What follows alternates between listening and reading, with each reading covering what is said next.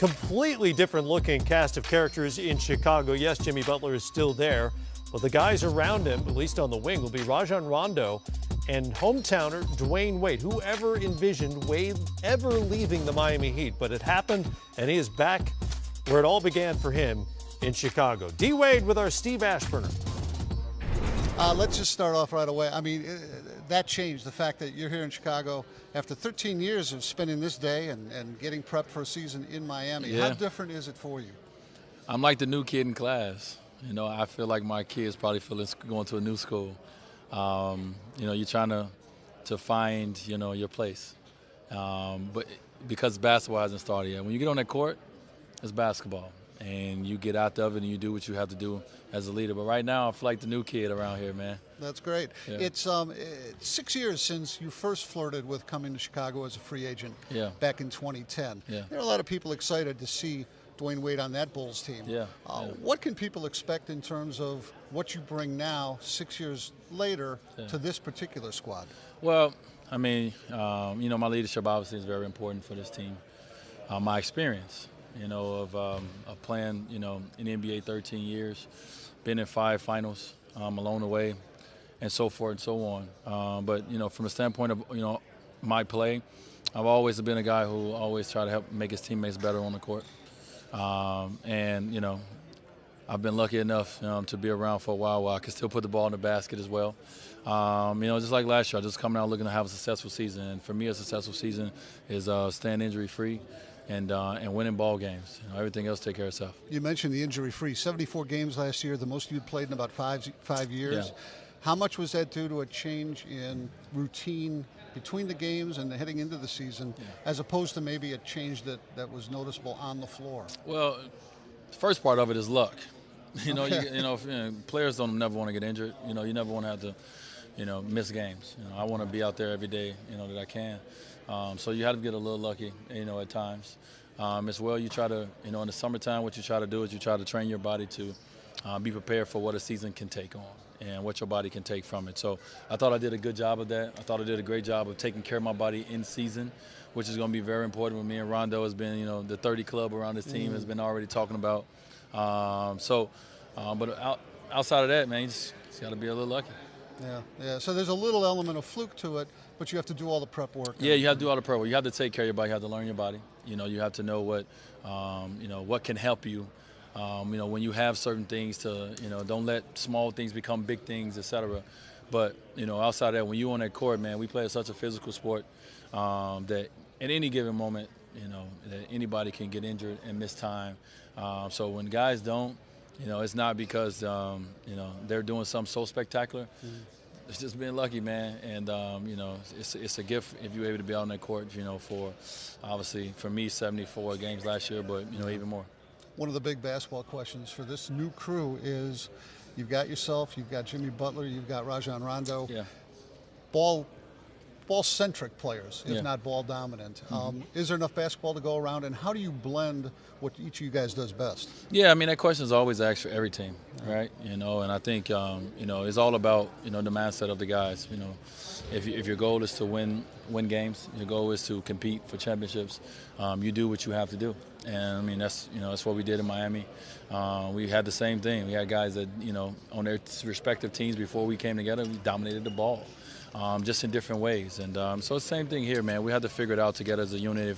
If we want to win, if we want to be successful, then we have to play successful basketball, and that's team basketball. And, you know, if we do that, we'll be fine. Jimmy, his game has been growing the last few years, really since he got to the league. Last year he tried to assert leadership on this squad. Mixed results. Now, with a couple of veterans like you and Rajon, both you guys have said this is Jimmy's team. Why is that important, and how does it show itself in the course of the season? Well, he's you know, Jimmy's 26 years old. He's in his prime of his career.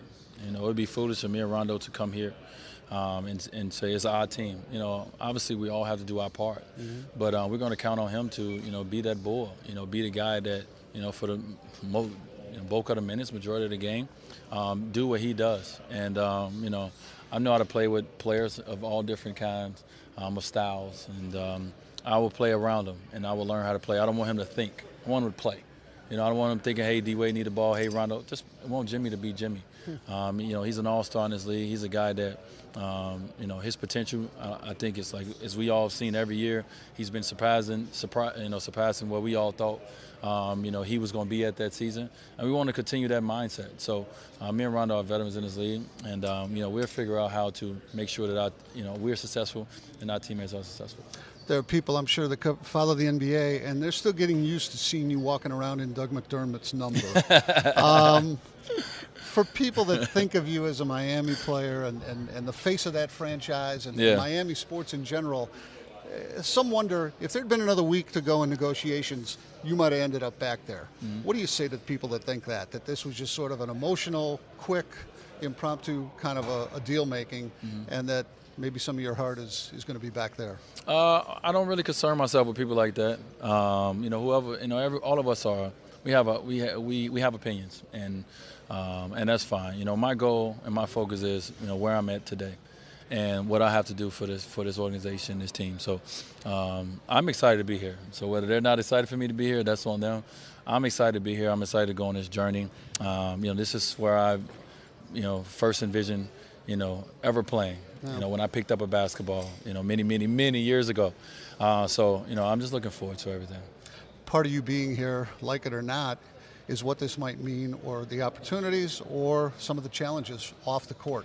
You heard, you know, growing up here in Chicago. Yes. We're a month removed from your cousin tragically being killed in a shooting in this city.